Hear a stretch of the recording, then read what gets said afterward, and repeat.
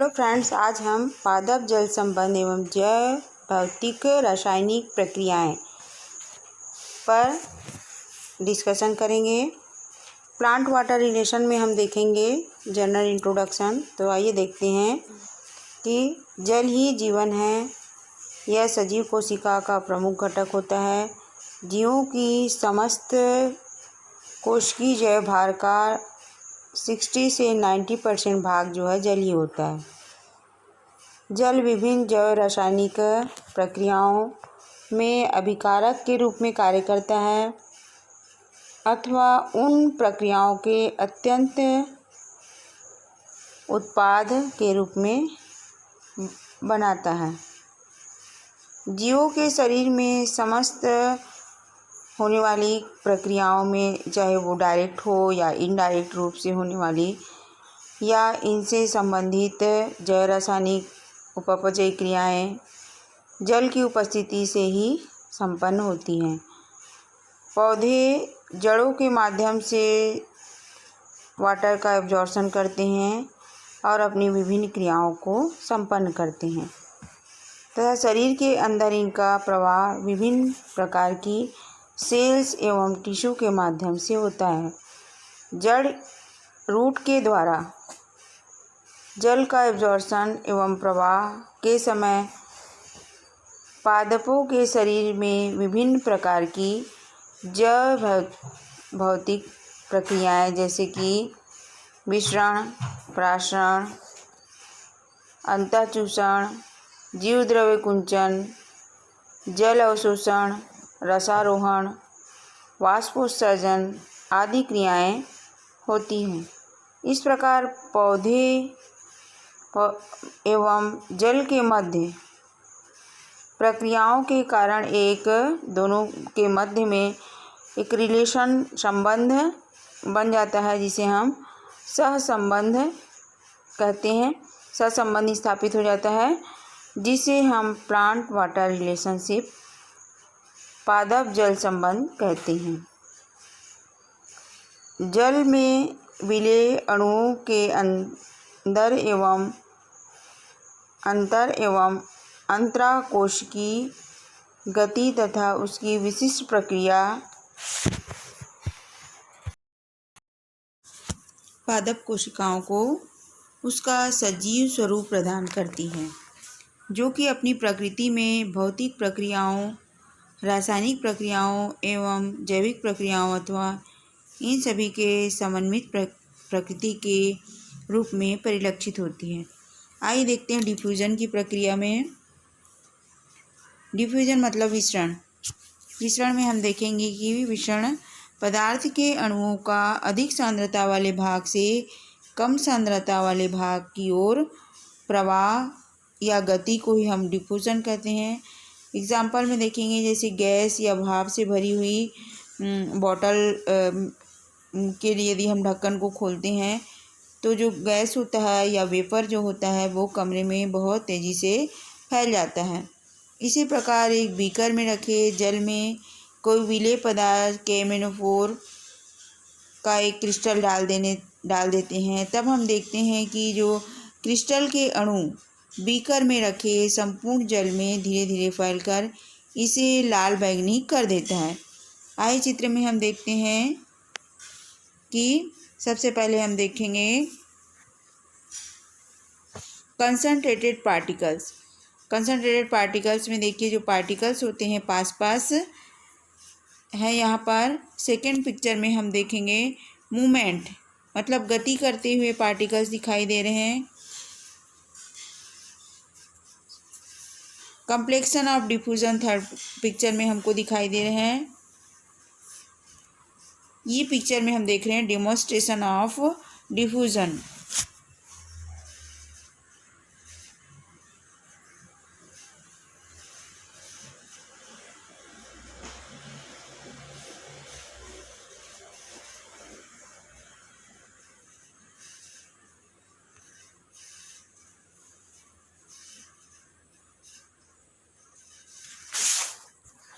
इसके बाद हम देखेंगे विसरण नियम मतलब विसरण का नियम ग्राहम नामक साइंटिस्ट ने सर्वप्रथम दिया, इसलिए इसे ग्राहम का विसरण नियम भी कहते हैं।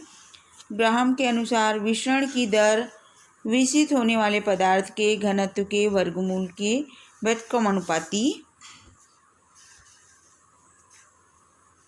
डिफ्यूजन की दर कहलाती है। तो डिफ्यूजन की दर विकसित होने वाले घनत्व को यहाँ डेंसिटी को डी से व्यक्त किया गया है, स्मॉल डी डेंसिटी के लिए और कैपिटल डी डिफ्यूजन के लिए उपर्युक्त सिंबल में दिया गया है। इस तरह हम कह सकते हैं डी व्युत्क्रमानुपाती 1/√dy बताया गया है। अब इसमें देखते हैं विसरण दाब, डीपी प्रेशर, डिफ्यूजन प्रेशर। तो डिफ्यूजन प्रेशर में देखते हैं विसरण दाब विसरण करने वाले अणुओं की संख्या अथवा उसकी संख्या के समानुपाती होता है। अतः विसरण की क्रिया हमेशा अधिक विसरण दाब वाले क्षेत्र से कम विसरण दाब वाले क्षेत्र की ओर अर्थात विसरण दाब प्रवणता के विरुद्ध होता है। तो विसरण की दर निम्नलिखित परिस्थितियों पर होता है। जब विसरण दाब प्रवणता काफ़ी अधिक होती है। फिर देखते हैं जब विसरण का तापमान बढ़ा दिया जाता है। जब विसरण करने वाले पदार्थ के कणों का डेंसिटी कम होता है। जब माध्यम जिसमें विसरण क्रिया होती है उसकी सांद्रता कम होती है। इसी तरह अब हम देखेंगे इम्पोर्टेंस ऑफ डिफ्यूजन। तो डिफ्यूजन का क्या महत्व है, विसरण का महत्व। तो यह क्रिया फोटोसिंथेसिस एवं रेस्पायरेशन के दौरान गैसों का एक्सचेंज में सहायक होते हैं। खनिज लवणों के निष्क्रिय अवशोषण के समय आयनों का एब्जॉर्प्शन सामान्य विसरण द्वारा होता है। स्टोमेटा में जल के बाष्पोत्सर्जन की अंतिम क्रिया विसरण के द्वारा ही होती है। भोज्य पदार्थों का ट्रांसफर विसरण सहप्राशन द्वारा होता है। अविसरण के बाद हम देखेंगे ऑस्मोसिस, प्राशन की क्रिया। प्राशन में देखते हैं जो सॉल्वेंट के अणुओं का अधिक सांद्रता वाले विलयन की ओर होने वाली एक रेखीय प्रवाह होता है। विसरण वह विशिष्ट प्रकार का है जिसमें सॉल्वेंट के अणुओं का नहीं बल्कि विलायक के अणुओं का प्रवाह होता है। इसको एक एक्सपेरिमेंट में हम देखेंगे विसरण की प्रक्रिया को। जब हम एक यू नली के बाएं भाग में शर्करा का 10% विलयन लिया जाता है और यू नली के दाहिने भाग को जल से भर देते हैं, तब कुछ समय पश्चात डिफ्यूजन के नियमानुसार शर्करा के अणु जल में विसरित होने लगते हैं तथा जल के अणु का विसरण शर्करा के विलयन की ओर होने लगता है। तब देखते हैं कि जब यू नली में दोनों विलयनों के मध्य एक परमिएबल मेम्ब्रेन पारगम्य झिल्ली जैसे फिल्टर पेपर या सेलुलोज की बनी एक भित्ति लगा दी जाती है, तब जल एवं शर्करा के अणुओं का विसरण नियम के अनुसार यू नली में जल एवं शर्करा के अणुओं के मध्य अर्धपारगम्य झिल्ली लगा दी जाती है। तब इससे केवल जल के अणुओं का विसरण शर्करा के विलयन की ओर होता है। इस प्रकार अर्धपारगम्य झिल्ली से जल के अणुओं का विसरण की क्रिया को ही हम ऑस्मोसिस कहते हैं। पिक्चर में दिखाया है, यहाँ पर यू नली है हमारे पास, ए और बी दो पिक्चर सामने दिखाई दे रहा है। यू नली के एक पार्ट ए की ओर हम concentrated solution of sugar solution भर दिए, दूसरे पर हम वाटर भर दिए। बीच में हम सेमी परमेबली मेम्ब्रेन अर्धपारगम्य झिल्ली पेपर लगा दिए हैं। तब हम देखते हैं कि इससे क्या निष्कर्ष निकलता है। इसे हम देखते हैं कुछ समय पश्चात। जो शर्करा के वाटर के पार्टिकल्स होते हैं, वाटर पार्टिकल्स जल के अणु विसरण करने लगते हैं। जब यू नली के दोनों विलयनों के मध्य एक पारगम्य झिल्ली लगा दी जाती है, तब जल के विलयन, जल एवं शर्करा दोनों का विसरण नहीं हो पाता है, क्योंकि लगाई गई झिल्ली अपारगम्य है। जब दो विभिन्न सांद्रता वाले विलयनों को एक अर्धपारगम्य झिल्ली के द्वारा अलग किया जाता है, तब कम सांद्रता वाले विलयन की ओर से जल के अणु अधिक सांद्रता वाले विलयन की ओर डिफ्यूजन करने लगते हैं। इस क्रिया को ही परासरण कहते हैं।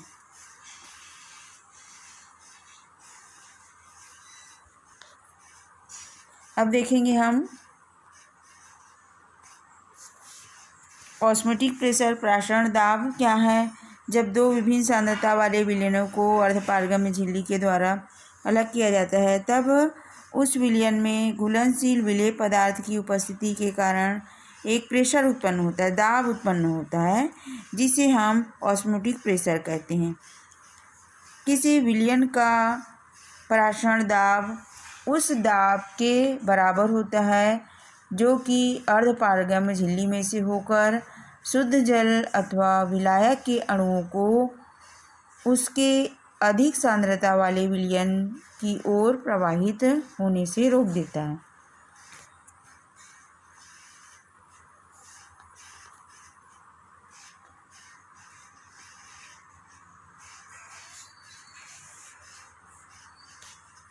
वान हाफ ने विलयन के परासरण दाब एवं विलयन की सांद्रता से संबंधित एक पिक्चर फार्मूला दर्शाया, जिसमें हम ऊपर दिया है। ये फार्मूला हमारे पास पिक्चर में दिखाई दे रहा है।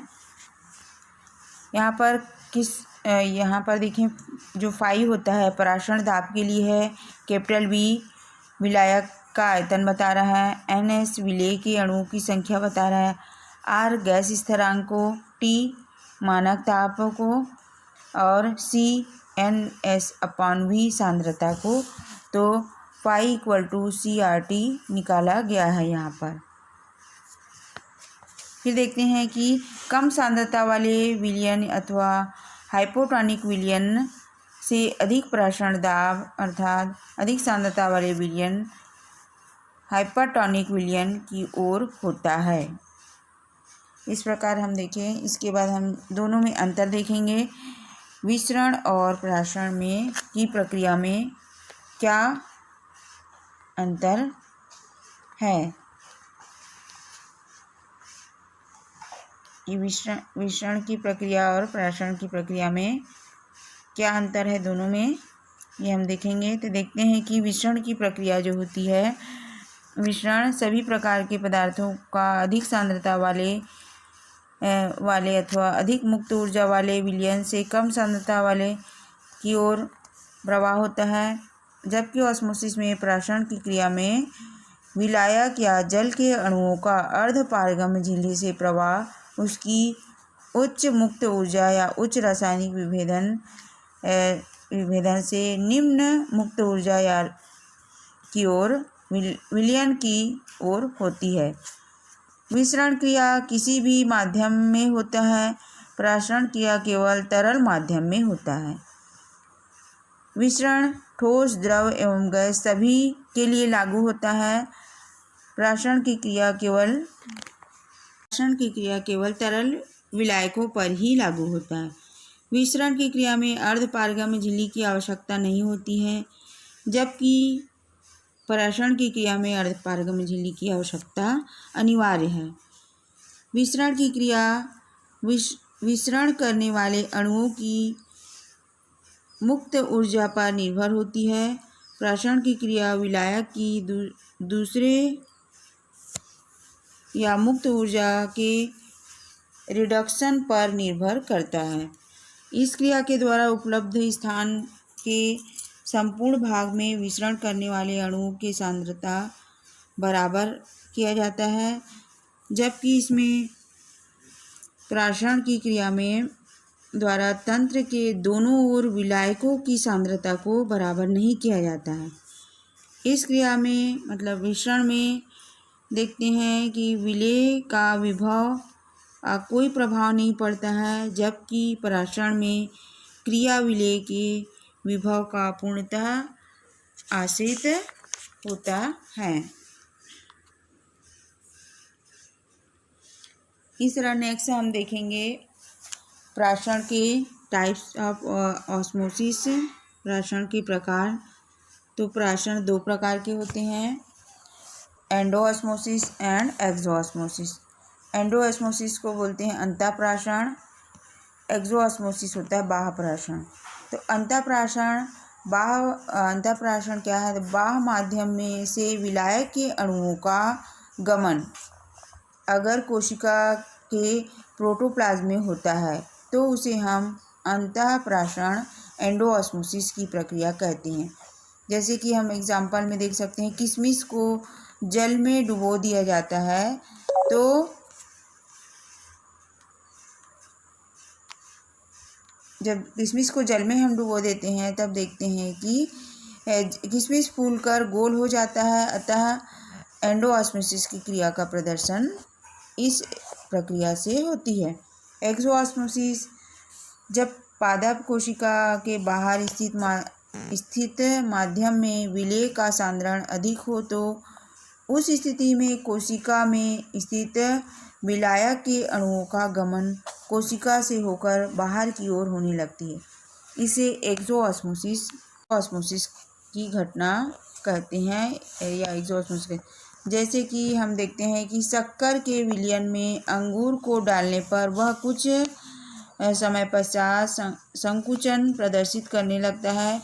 यह बाह्य प्राशन का सरल एग्जाम्पल है। इस तरह हम इसको एक एक्सपेरिमेंट के माध्यम से बाह्य प्राशन की प्रक्रिया का प्रदर्शन हम प्रयोग के द्वारा भी कर सकते हैं। तो हम प्रयोग करने के लिए क्या क्या आवश्यक सामग्री देखेंगे। हम इसमें आवश्यक सामग्री में एक बड़ा आलू, 10% शर्करा विलयन, बीकर, जल, चाकू, पिन आदि लेते हैं। अब इसको करने के लिए हम आलू प्रयोग विधि देखें। एक बड़ा आलू लेकर चाकू की सहायता से उसका छिलका निकाल लेते हैं तथा इसके पश्चात उसे काटकर फ्लैट बना लेते हैं। जब ये फ्लैट के विपरीत सिरे में चाकू की सहायता से एक गुहा बना लेते हैं। आलू के अंदर निर्मित इस कैविटी में 10% विलयन शुगर भर देते हैं। इस विलयन की ऊपरी सतह को चिन्हित कर लेते हैं पेन से, मार्कर से। आलू की जो वाल में एक आलपिन लगा देते हैं। उसके बाद पॉइंट लगाने के बाद इस प्रकार निर्मित आलू में परासरण मापी को जल से भरे बीकर कुछ समय के लिए रख देते हैं। आलू को बीकर में रखते समय इस बात का ध्यान रखना चाहिए कि बीकर में जल का स्तर आलू से नीचे हो। अब जब हम ऑब्जर्वेशन करते हैं, उसको अवलोकन करते हैं कुछ समय पश्चात, तो देखते हैं कि अवलोकन करने के समय हम देखते हैं आलू के अंदर रखे गए शर्करा विलयन का स्तर बढ़ जाता है। आलू में स्थित जो कैविटी में जिसमें विलयन स्तर वृद्धि का प्रमुख कारण बीकर में रखे जल का आलू में उपस्थित कैविटी की ओर प्रवाह होता है। रिजल्ट निकालते हैं कि आलू की कैविटी में उपस्थित शर्करा विलयन के स्तर में वृद्धि होने का प्रमुख कारण एंडोऑस्मोसिस के कारण यह होता है। इस तरह से हम इसको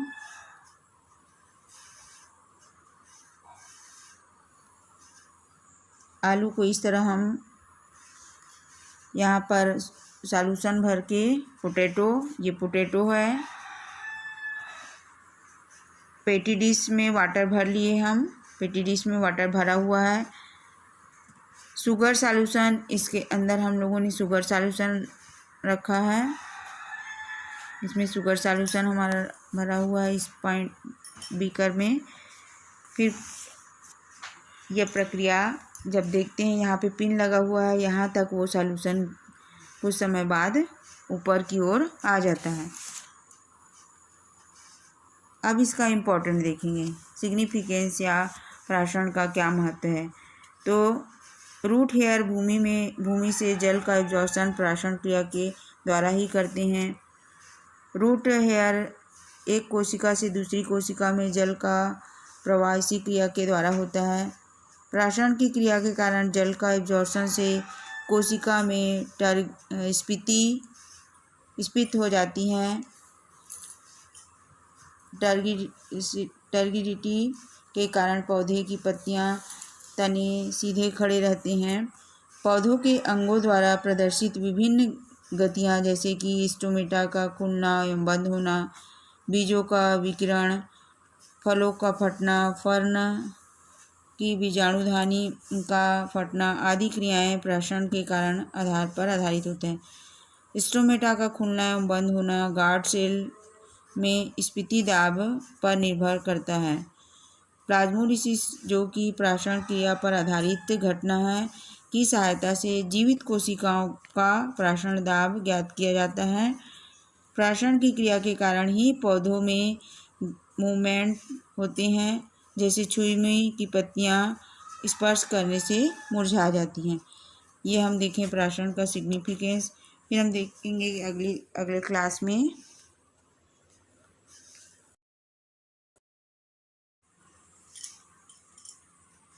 अब हम देखेंगे विभिन्न प्रकार के विलियंस। तो विलियंस के प्रकार देखेंगे। आइए देखते हैं विलियन के प्रकार। प्रत्येक प्रकार की जीवित कोशिकाओं के चारों ओर हमेशा किसी न किसी प्रकार का माध्यम उपस्थित होता है। सांद्रता के आधार पर ये माध्यम या विलियन निम्नलिखित 3 प्रकार के होते हैं। समपराश्रयी विलियन, जब किसी विलियन की सांद्रता कोशिका द्रव्य की सांद्रता के बराबर होती है तो ऐसे विलियन को हम समपराश्रयी विलियन कहते हैं। नमक का 0.9% विलियन या RBCS का कोशिका द्रव्य समपराश्रयी होते हैं। सेकेंड में हम देखेंगे अतिपराश्रयी विलियन।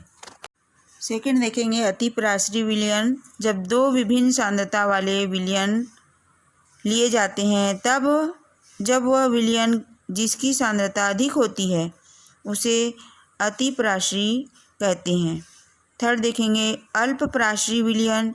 जब 2 विभिन्न सांद्रता वाले विलियनों को लिया जाता है तो जिस विलियन की सांद्रता कम होती है उसे अल्पपराश्रयी विलियन कहते हैं। इस प्रकार प्राशन के महत्व और प्राशन के प्रकारों का अध्ययन करने के पश्चात हम अगली टॉपिक पे डिस्कशन करेंगे, पारगम्यता। थैंक्स।